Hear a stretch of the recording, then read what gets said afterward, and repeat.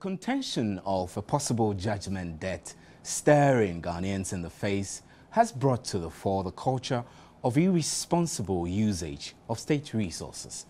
Government might be paying $1.5 billion to African Automobile Limited in judgment debt for failure to pay about 87 cross-country vehicles imported in 1999, delivered in 2001, that have gone waste. They've never been used.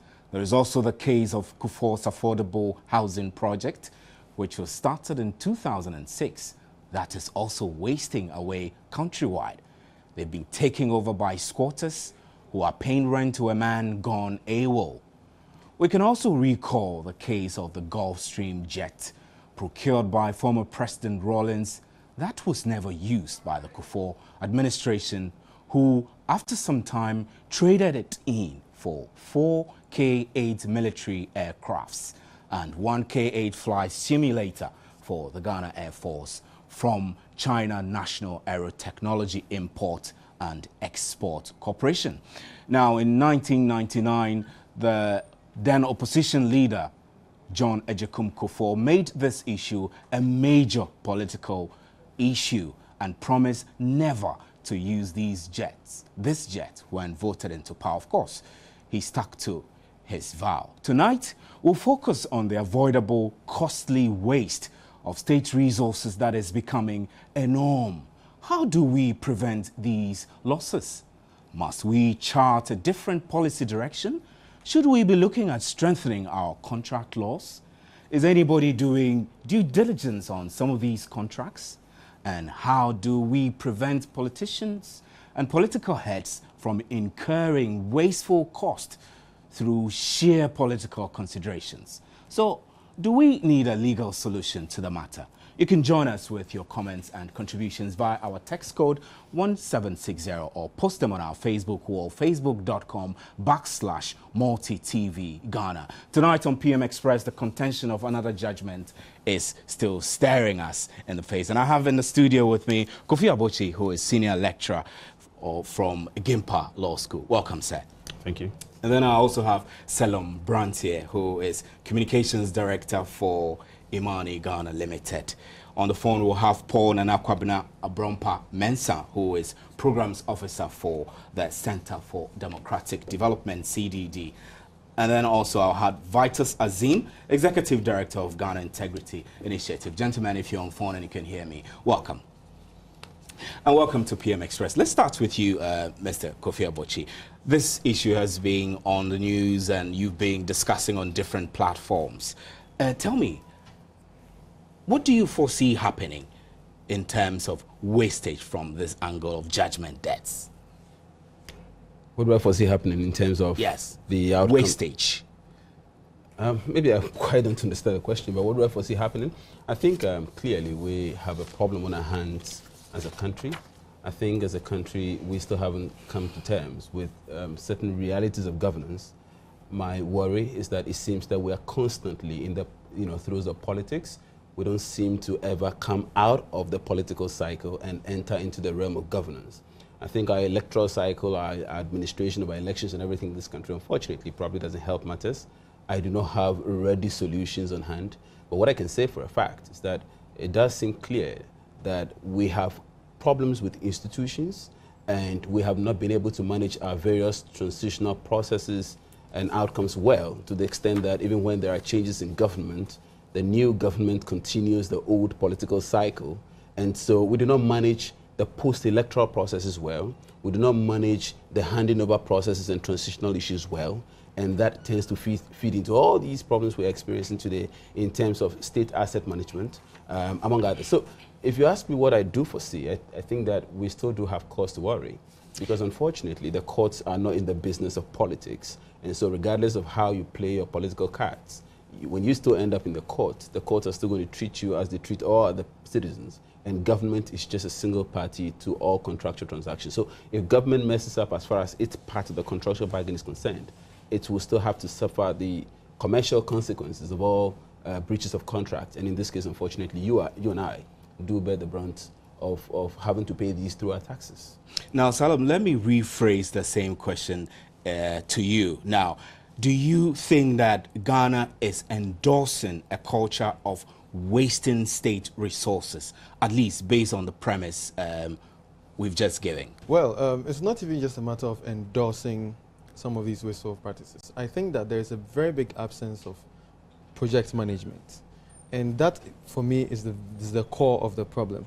If we had an attitude towards effective project management, from where we conceptualize a project and look at its pros and cons in terms of what benefits it gives politically, socially, economically, etc., and what it tends to benefit whoever the project is supposed to run for, or the objectives, then we'll be able to actually figure out what exactly needs to be done at what time, point A, point B, point C, so that over the course of the execution of the project, be it the purchase of cars, be it the, the erection of cheap housing, be it the procurement of aircraft or transportation equipment or whatever it is the objective that should drive the project forward. However, we are in a situation where everything is seen, as Kofi Abuchi said, through the political eye.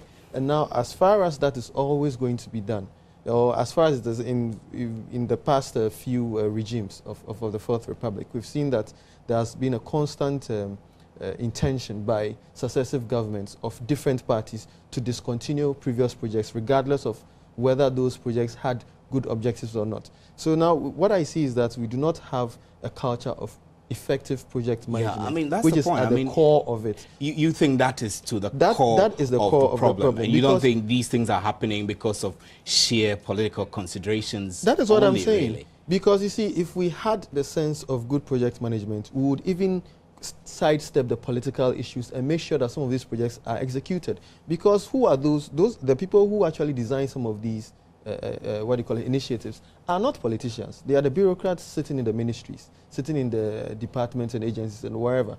And if they are doing it and the government is going to take credit for it, I mean, we should learn to sort of devolve the activity of governance and the activity of running projects that are supposed to benefit the nation. That is where I think there needs to be a clear distinction. However, that distinction is very blurred right now because governments always want to even take, credit for things that others have even thought about. And once the political figurehead in charge thinks that he should be the flagship personality behind this project, anyone else coming into it will think that, okay, fine, the shadow of whatever this guy tried to do is falling on mine, and therefore I have to clear his so that I also leave my legacy. I think that is the major problem here. Let me go on the line to Paul Nana Kwabena Abrampa Mensah, Program Officer for CDD. Good evening, sir, and thanks for joining us. Good evening, my brother. My greetings to Ernest and the other colleague. Now, from the governance perspective and from where you stand, tell me, do you think our political heads are incurring these wasteful costs because they want to begin new contracts all the time so they can cut corners, what has been known in our Ghanaian parlance as chop chop? Thank you, my brother. Let me start with the basic, simplistic analysis of the issue. I've been monitoring the media since these issues came up. And, some of our local radio stations sometimes open the phone lines and people do contribute. You hear people, ice water sellers, dog chain sellers, our market women, and some of the simple questions they ask. Sometimes we, the elite, must analyze them and see the effect, the impact of the people feel the problem. A certain woman called and asked, in fees that if it were to be their father's property or their family property, would they have handled it that way? That was the simple question a market woman asked. If you take it from that premise, if our leaders, our political leadership, people who manage our resources, have the commitment, the interest of the nation at heart, if they are handling their own property, their own resources, would they have allowed some of these things to go rotten? If your father has left you a car or some cars, vehicles worth $1.5 billion, would you have allowed the car to get rotten in the sun? These are some of the basic questions that we ask ourselves. So the question is not political expediency, but the parochial interest of some of our leaders, some of our public holders. We are in a part of the country, a part of the world, that you don't see a single anna from a director, a managing director, a chief executive, anybody within a certain ministry that has protested against a policy that is causing losses to the country. Almost any time something happens in the country, nobody comes out to protest against or bring out the rotten in specific offices, as happens elsewhere. When you go to developed countries, people openly come out and resign from a government because they are against certain policies that they think going to cause problems for the country. Here in the country, we don't have that. So the problem is not whether they are not aware of what is happening. They are aware, I believe, but because our leadership have been overwhelmed, they have taken their parochial interest ahead of national interest. That's why some of these things happen. Because sometimes you sit down and analyze the whole situation, and when issues come up, you will see defense coming from certain quarters, affiliate newspapers, certain supporters groups, even call in and phone is support particular issues that you think, are these also not Ghanaians? Are they worried about the losses that the country is incurring? Why are they defending? Would they have defended these same issues if they were in the opposition? You ask simple questions and realize that no, people are handling affairs who do not have the national interest at heart. It's obvious, Paul, you're very worried about the situation. Let me come back to the studio to you, Mr. Abochi.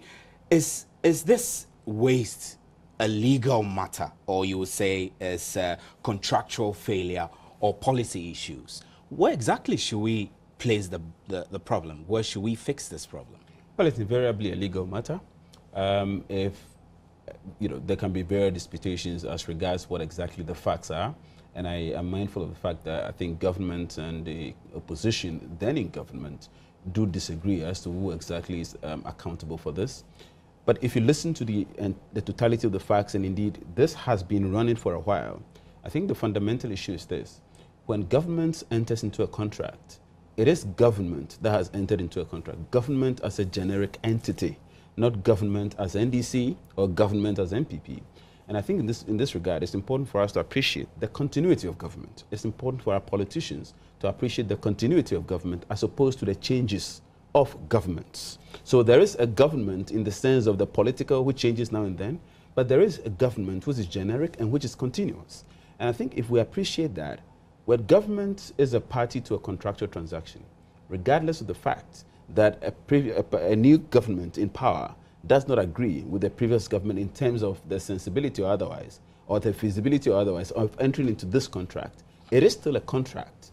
And the other party has all the entitlement to have the contract enforced, regardless of what the new government thinks.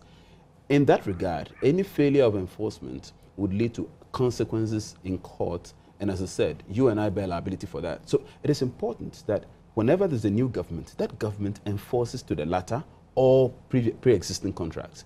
There is the possibility or a window of opportunity for renegotiation of contracts. If government doesn't want to enforce a contract, what it does is to renegotiate the contract or possibly seek an exit point, which is less catastrophic as opposed to just failing to enforce, in which case they may go to court and then there are collateral consequences. So I think the key issue here is a failure to appreciate the essence of government, which is a continuous process for which cause a new government in power does not really change that generic understanding of government with outstanding liabilities that a new government in power is still obliged to uphold. I know this is of major concern to many people, including myself, that the question people keep asking is, do we have legal advisors or people who have the responsibility to do due diligence to analyze these contracts when the new governments take over power? Do we have people like that whose job it is to scrutinize these contracts in governments? Well, if you ask me, I do think that certainly there are. The technocrats in the ministries and departments and agencies are precisely the people with that kind of mandate and technical competence to properly advise government. But as is the same in many parts of the world, the political tends to trump the technical in some of these matters. And indeed, the very nature and structure of government is of such a nature that the political is ultimately responsible. And so when the technocrat advises, the political or the political head, which is a minister, can basically say, well, I'm not interested. And I think that for some of these major contracts, I think what we tend to see in this case is that there's probably minimal technical participation, and what you tend to have is that the political takes the lead. And again, I must hasten to add, from the standpoint of an ordinary participant in the general public, in the political discourse of Ghana, it does seem that for many of our contracts, people tend to stand back and have questions as regards the extent to which we actually negotiated on a fair pedestal, or the extent to which we actually negotiated from a rigorous perspective. And I can take an easy example. An easy example is what everyone is talking about the factor of, for instance, how much we're getting from our oil, the fact of how much we get from our natural resources. And these are really fair questions. These are fair questions. Anybody to ask. Absolutely. I mean, if you divide the resources of Ghana, percentage-wise, you and I should have our own respective percentages. And therefore, for whatever negotiation has been done in a manner that seems to have led to us being shortchanged. Basically, these are questions that we are fairly entitled to ask. So I think, overall, if you ask from the standpoint of whether it is legal, policy, otherwise, it is a mixture of these.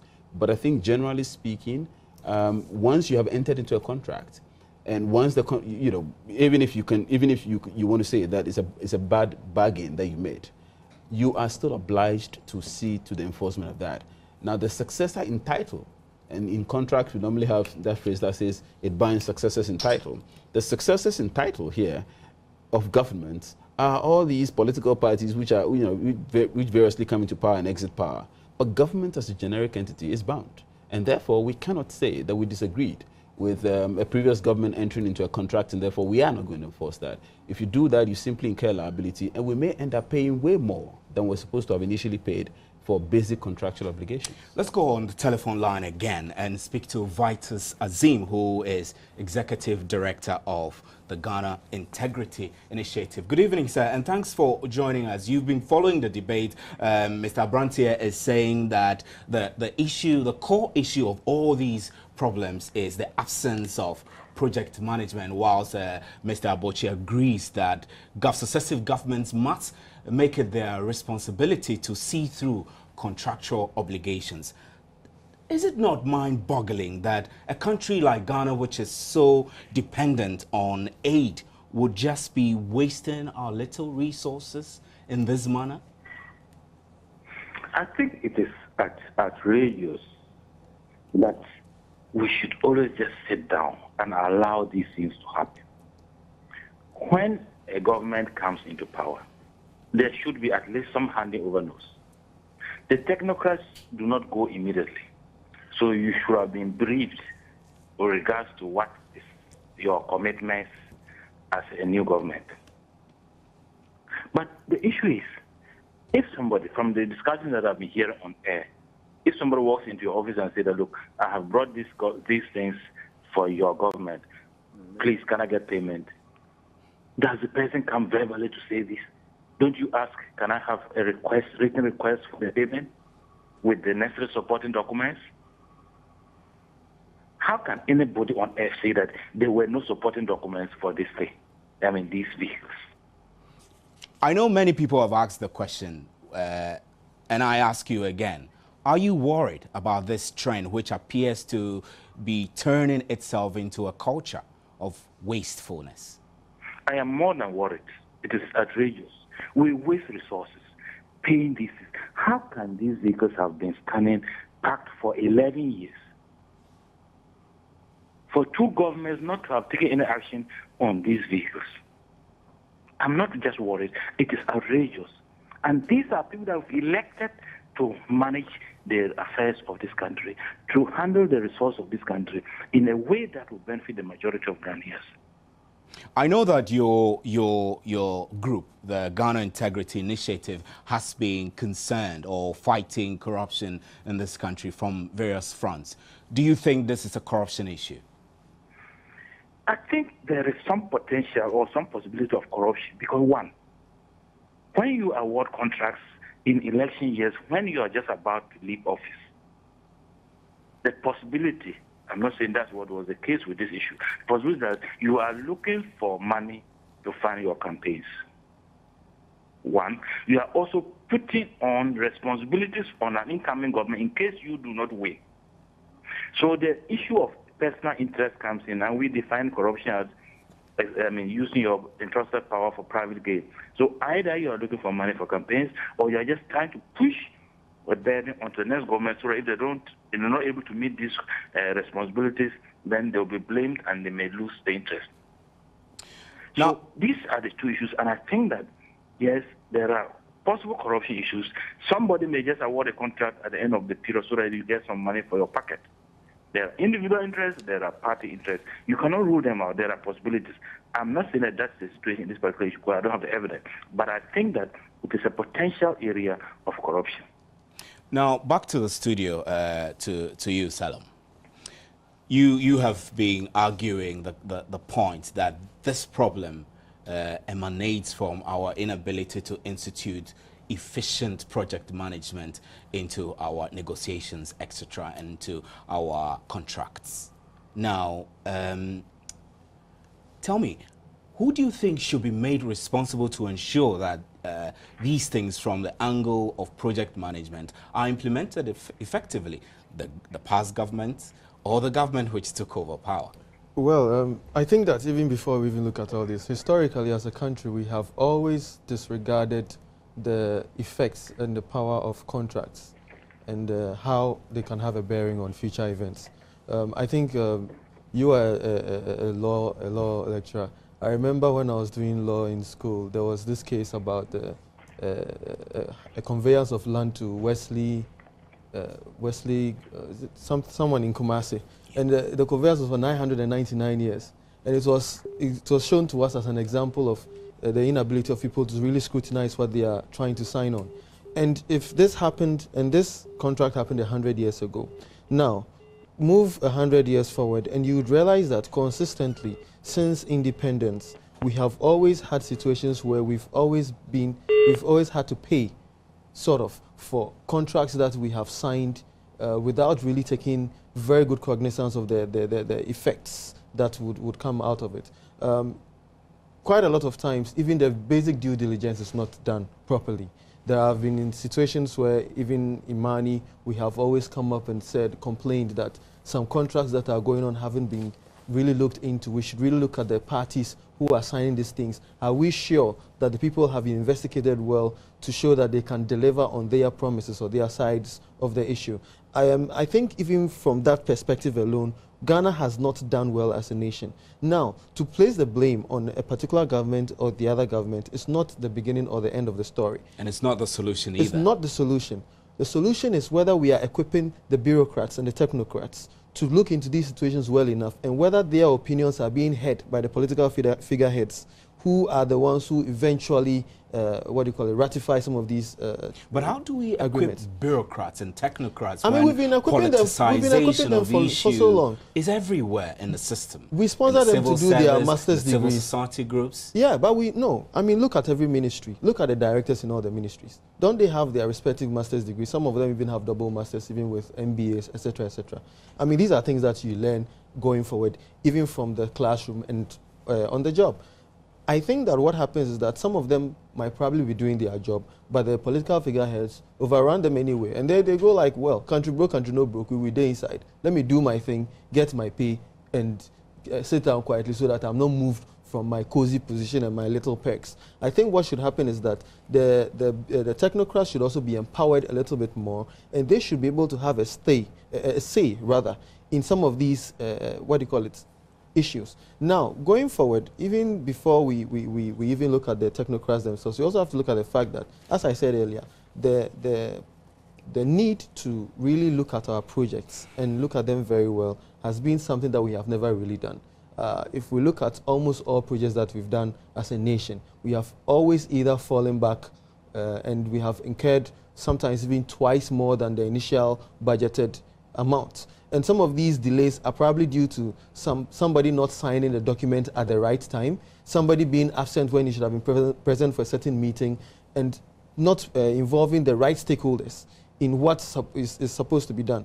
I think it is we have adopted as a nation a very, very casual attitude to some of these important things, forgetting that with every dollar that is invested or every dollar that is loaned out or every grant that is given, we have to account for it in some form or the other. If you go to the World Bank right now, they will give you a whole list of projects that we haven't completed, we should have completed right now, 1. And then 2, there are stages of projects that we have to complete, even to access further funding that we haven't done. And yet we still go and negotiate for new funds to run some of those self-same projects. Sometimes it doesn't even need a different government to do that. Sometimes the same government will go and take 2 different grants or 3 different grants for the same subject matter or the same activity. And if we look at this, it is a grand wastage of resources, because you are going to take the same technical people to rewrite or rehash the same things they've written probably over the past 10 years. And when you do that, I mean, you are looking at almost self-plagiarization, because some of these bureaucrats themselves are just going to look at the old document, change the cover page, change the dates signed, and then still send the same document to access grants, which they know would only go halfway, and then the project will die off, because they've seen it happen over and over again. I think that a new culture of management at the MDA level should be enforced, or that would be the right way to go. A new culture of management, which would then allow some influence to be put on the political figureheads to also align themselves to some of the objectives of these ministries, without them having to push purely political agendas into the scenario. We were exploring these issues. We've all discussed the details of it, where we are we're trying to find where the problem should be fixed. Now, let me come back to you, Lawyer Bochi. Is there a legal solution we should be exploring? And do you think that this will be effective? Well, as I mentioned, government is a continuum. Therefore, contractual obligations assumed by government will be binding on future governments. I think moving forward, it's important that we deepen our institutions. If you investigate the rules and regulations on all these things, you'll be amazed at the fact that there is an adequacy of rules. And indeed, our governance framework has also been put in place, that there are sufficient checks and balances to ensure that even if you do not have absolute bipartisanship, you have some degree of opposition input, just to put it bluntly. You have some degree of the input of parties which are not necessarily in government. The problem with us, I think, is that we tend to rather reinforce the political, and in this case, the government political, as opposed to the government institutional. I think moving forward, the way to deal with this, to ensure that, using your word legal, to ensure that these things are put on a proper legal pedestal, and not just that, but that they actually do reflect a certain sense of necessity for a country like Ghana, so that future governments do not feel that these contracts are unnecessary, that as a people we have been shortchanged, and therefore they do not want to have anything to do with that. I think the only way we can really overcome this deficit is to ensure that we actually deepen the institutional aspects of doing these things, because contracts are negotiated, and to properly have to have a contract properly negotiated, you need to have the negotiating skills. You need to have the negotiating competence. You need to have the benefit of proper advice. And you think our political leaders are not giving themselves the benefit of these negotiating skills? Well, I think that in the light of the fact that you have various governments, and indeed it's interesting that the 2 parties that have ever been in government in the Fourth Republic both seem to have had issues with the respective subject matter. And I think you can mention them across the spectrum. The current one appears to have, started with the NDC. Yeah. And then the NPP apparently had issues and probably didn't implement it, if I get the facts correctly. I think if you look on this other side too, you have, for instance, a presidential mansion, which is still not being used as we speak for presidential purposes. So the 2 political divides appear to both have issues in respect of contracts that were inherited, or contracts, the subject matter of contracts that were inherited. I think to that extent, moving beyond these 2 parties and taking the thing from a global perspective, it is important that we deepen the institutional aspects. For instance, and I would mention Parliament. I think Parliament, I would want to single Parliament out for blame in this particular respect. I think that the Parliament of the Fourth Republic has been structured to be the most powerful institution in this country. Yeah. Unfortunately, it is the weakest. And the reason is because Parliament has allowed itself to be fragmented to a point that it has become an extension of governments in power. Therefore, is it not what it's supposed to be, well, that is not really? what it's- Because then if the majority in Parliament is on the governance side, you would absolutely expect not. decisions to be taken that way. I totally disagree. Parliament is not structured to be an extension of government. Parliament is structured to collaborate with government constructively in governance, but more importantly, to check government, especially in its excesses. So if you look at the Constitution, Parliament has financial responsibilities. And these financial responsibilities have to take account of some of these things. And that is why you have some contracts, for instance, that are supposed to go before Parliament. Parliament is supposed to perform these auditing responsibilities. It is not for nothing that Parliament is in charge of budgeting. If Parliament is not able to do the pre-check, Parliament can do the post-check by taking advantage of the budget process and refusing to approve the estimates for the following year if there has been, for instance, sufficient indications of wastage. If you have all these cars that have gone waste, and in the next budget there is allocation for buying vehicles for certain ministries, I think Parliament is in its right senses to refuse to approve that budget and to request that remedial steps be taken in that respect before Parliament actually can approve future budgets in this respect. So I think the basic point I'm making is that there are auditing responsibilities on the part of Parliament, incumbent on Parliament. There are financial accountancy responsibilities on the part of and incumbent on Parliament that are designed to ensure that some of these waste we are experiencing doesn't happen. Because we shouldn't forget the fact that government as a part, so I'm talking about government as a political machinery, the party constituting government has a political agenda, has a parochial agenda. That parochial agenda is really to promote its political interest and to get re-elected, so to speak. But in terms of Parliament, Parliament is constituted with the bipartisanship impression of various political shades representing the various people of this country, and designed to ensure that they put their brakes on government in terms of it, and government in a narrow sense, i.e. the executive, in terms of its wastages, for want of a better word, in terms of its excesses, and to ensure that the management of the state resources in Ghana are put on a prudent and efficient pedestal. You also mentioned earlier that we have issues with our post-electoral process. Are you suggesting really that if, for example, the transition bill is passed into law and well implemented, will it solve this problem? Partly? The transition law is certainly designed to rectify some of these things, but the transition law, it's in its current format, still deals with the transition per transition. But I'm looking at a transition really that goes beyond the immediate phase of election. And I'm just saying that we are constantly in the electoral cycle. The reason I make this point is that whenever governments come into power, they tend to really be thinking about what has happened before the election. That is one aspect. The other aspect is that if you look at the way the transition itself was managed and previous transitions, you find out that there are problems. As I think raised by Mr. Vitus Azim, the fundamental question is this: were they handing over notes? Were incoming ministers properly briefed in respect of existing and outstanding contracts in respect of which government has obligations?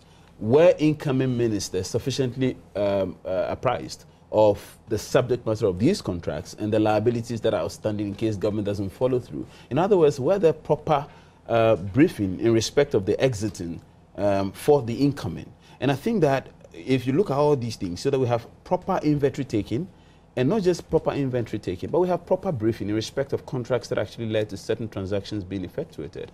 So if you look at all these things from the perspective of the fact that as a country, we don't ever seem to be out of the electoral cycle. There's never a bipartisanship. There's a constant political bickering on all subjects.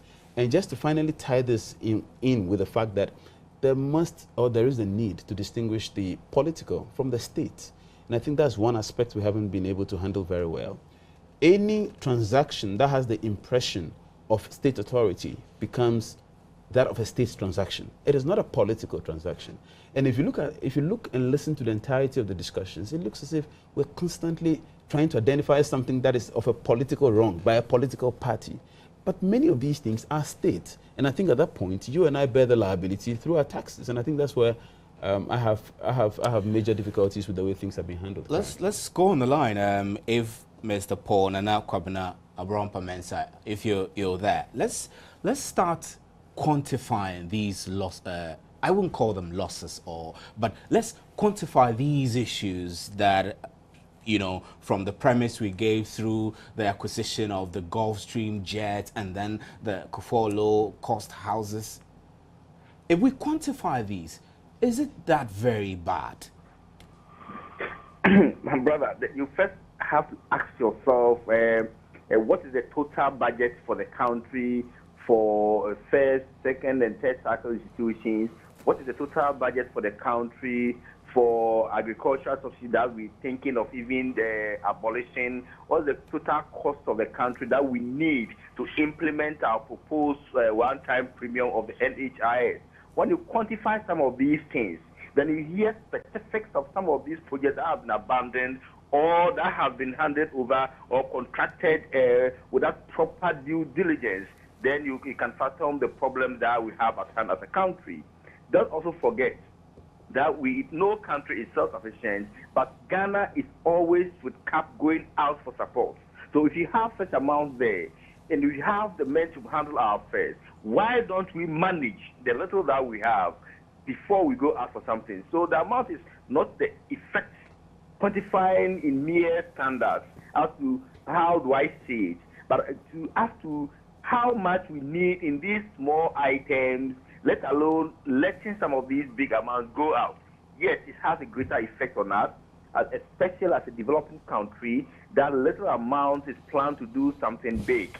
So yes, in that realm, we are losing so much. And I've been following my colleagues at the studio, and when you ask me what is the way forward, NS has said so much about that. The problem is where are the institutions that have been put in place to manage these affairs? We have strong feeling and support for our parliament. Is Parliament doing their work well?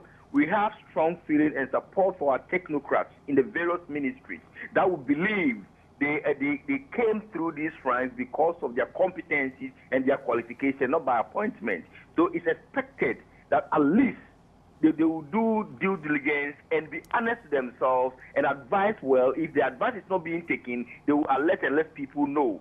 Well, maybe as time goes on and the whistleblower bill is actually in place and all these things are happening, we might get better information about what is happening. But if you ask me the cost of some of these neglected projects and bias or the wrongly entered contracts, I would say we've lost more than we can Mr. have. Mensah, I know Salom and Mr. Kofi Abochi have been prescribing solutions. What is CDD's prescription for resolving these problems, which I keep saying problems, but what's CDD's prescription to this whole issue? Well, my brother, I'll first talk about one. I think there should be external input into some of these problems. NS was, my other colleague was saying, same projects that has not been completed, same projects that have been abandoned. Successive governments come and apply to implement similar or same projects. Yet our donors do give funds. What happens over there? Let me give you a typical example of this Millennium Challenge account and the NHI. Look at the documents. According to when the issue came and they were assessing the progress and how they went to securing the amount, a whole committee was put in place. It was just more than even scrutiny and interview before the amount was given us. After the amount has been given to the country, there was constantly continuous reports from this country to the authority. So if we think that the donors can help us, there should be a modality to check what the previous amount was used for. What is the outcome before they pump in more money?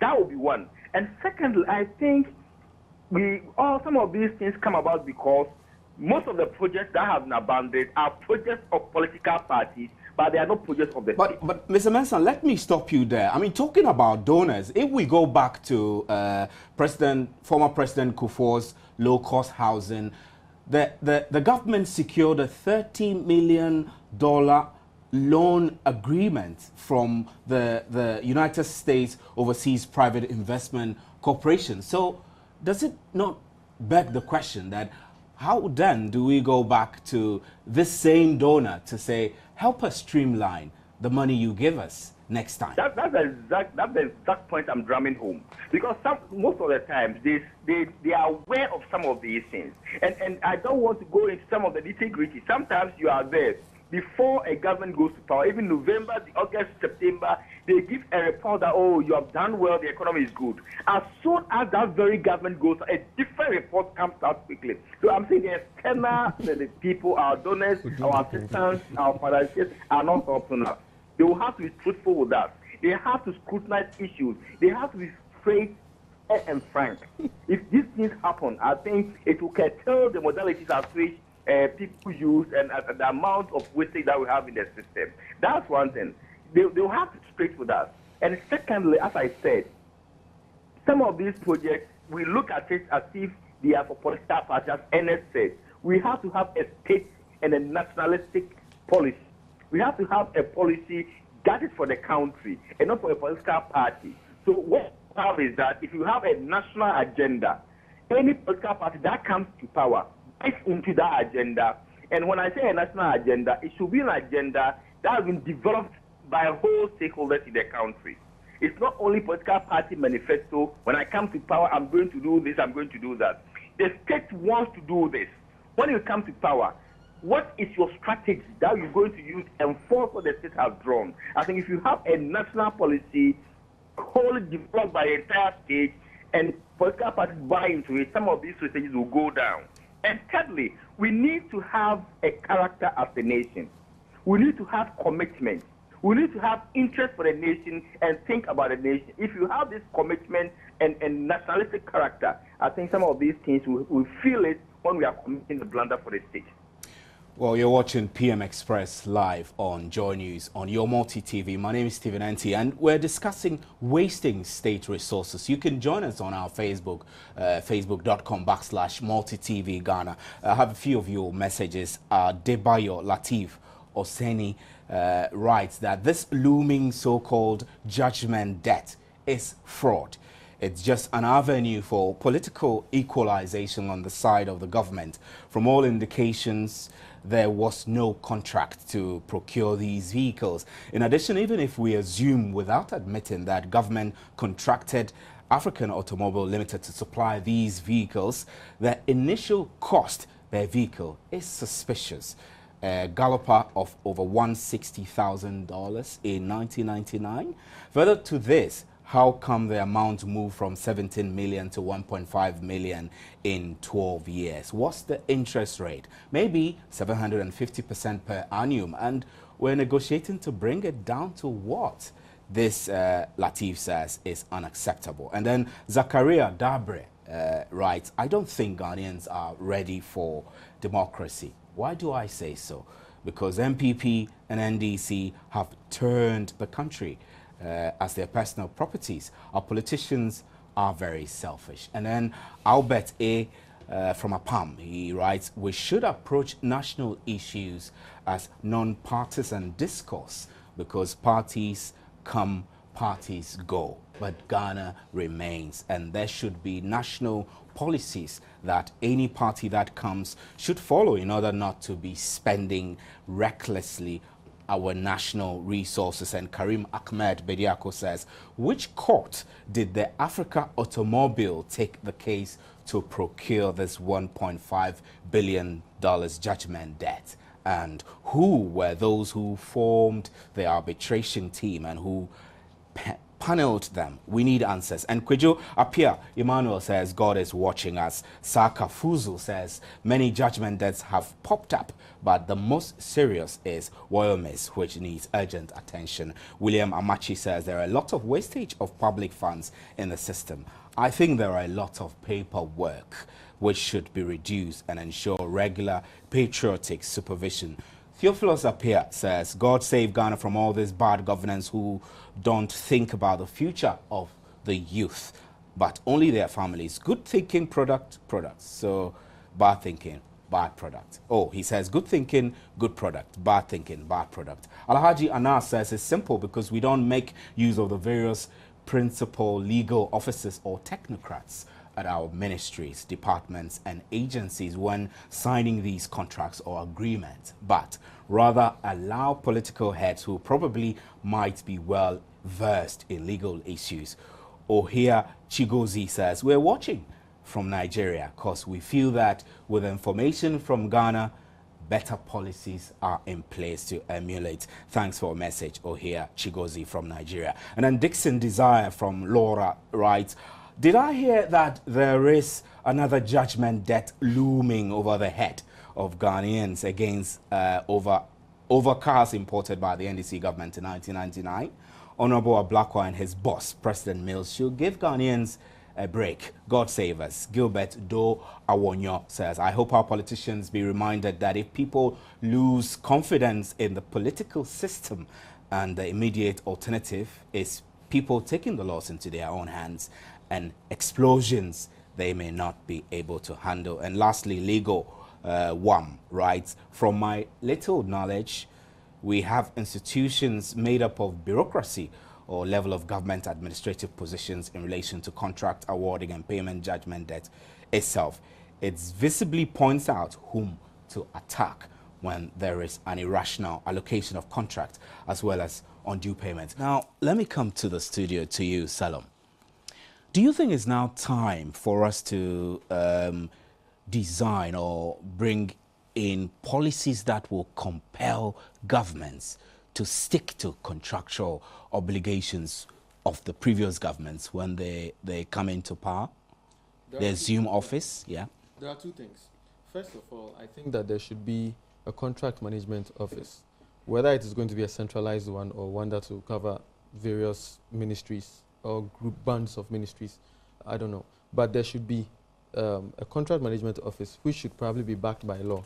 And the people inside should be as secure as the people you find at IOCO or any other quasi-governmental institution, which will have direct oversight over aspects of contracts like due diligence, investigating the parties concerned, looking at some of the ramifications that could happen in terms of a breach or should anything else happen. And apart from that, there should also be, I think, it is now time that we designed as a government a new records management bill, such that all contracts or all activities of states that require funds or public funds to be employed in some endeavor or the other, it is now time that we have a law that requires certain procedures to be standardized. And you think that these contracts should be made public? Exactly. It doesn't mean exactly they should be made okay. public, because every contract has a different sort of spirit attached to it. But then there should be certain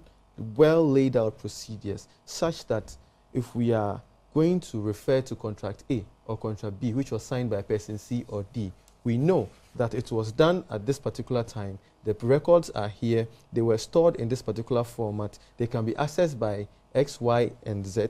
These are the rules that are governing even the storage of the documents, so that should we ever have to refer to anything, we know that there are clear and ambiguous statements that we can look up to and say that this is what happened and at what time. I mean, there have been countless situations where somebody comes up and says he has a contract with this government, or he has a contract with so and so. And then they say, where are the records? And the records are not found. So the next day, before you realize what has happened, the whole ministry gets burnt up. And then every other contract goes along with it. I think it is time that we really need to leverage. I mean, we are in the 21st century, for crying out loud. We need to leverage not just our legal system, but we need to leverage technology to make sure that some of these things are foolproof. Now, if we decide to do that and we have a very effective contract administration system put together, I think what we should do now is that we should have either two laws or one law bound together, a contract administration and records policy or bill, for instance. That should be looked at. We should have technical stakeholders come in and say that we are empowering all these people, those who sign the contracts, those who design the contracts, those who consult and do due diligence and all that.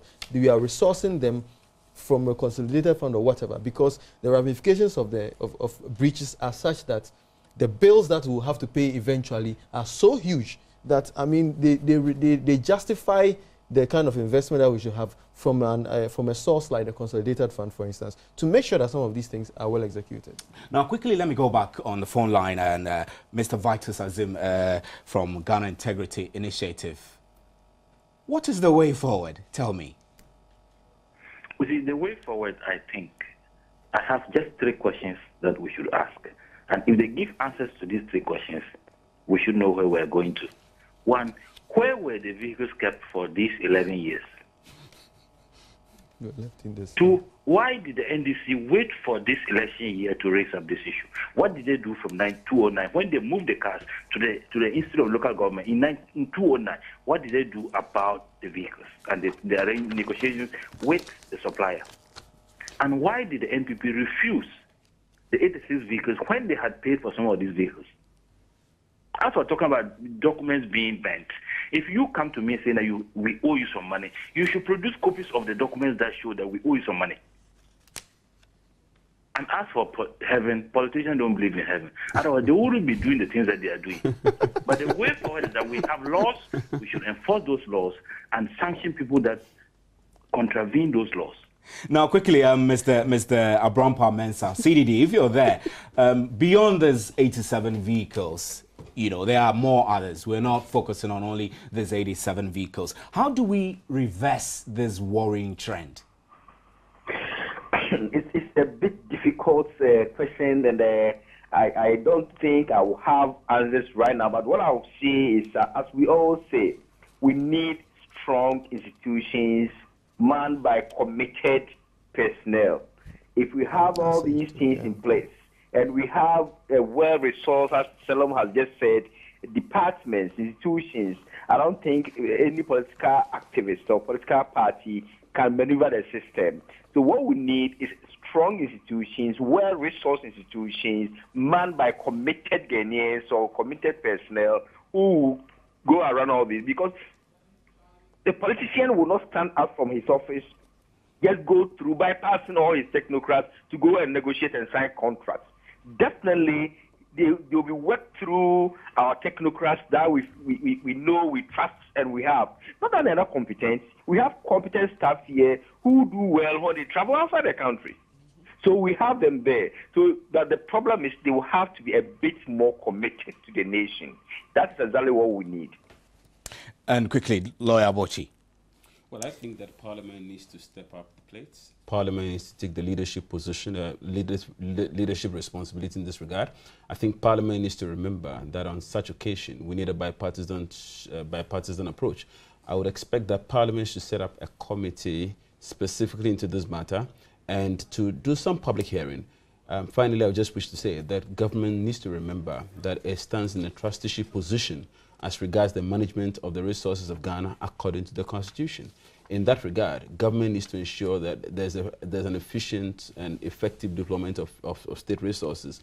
It doesn't seem that, and I'm speaking about government once again in the continuity, I'm not speaking about the NDC government, I'm speaking about all the governments that have been responsible for such a rather bizarre scenario. We should ensure that it doesn't get repeated, because clearly it does demonstrate a certain failure of both political and administrative leadership, and I think that's a worrying sign. Thank you very much, PMX.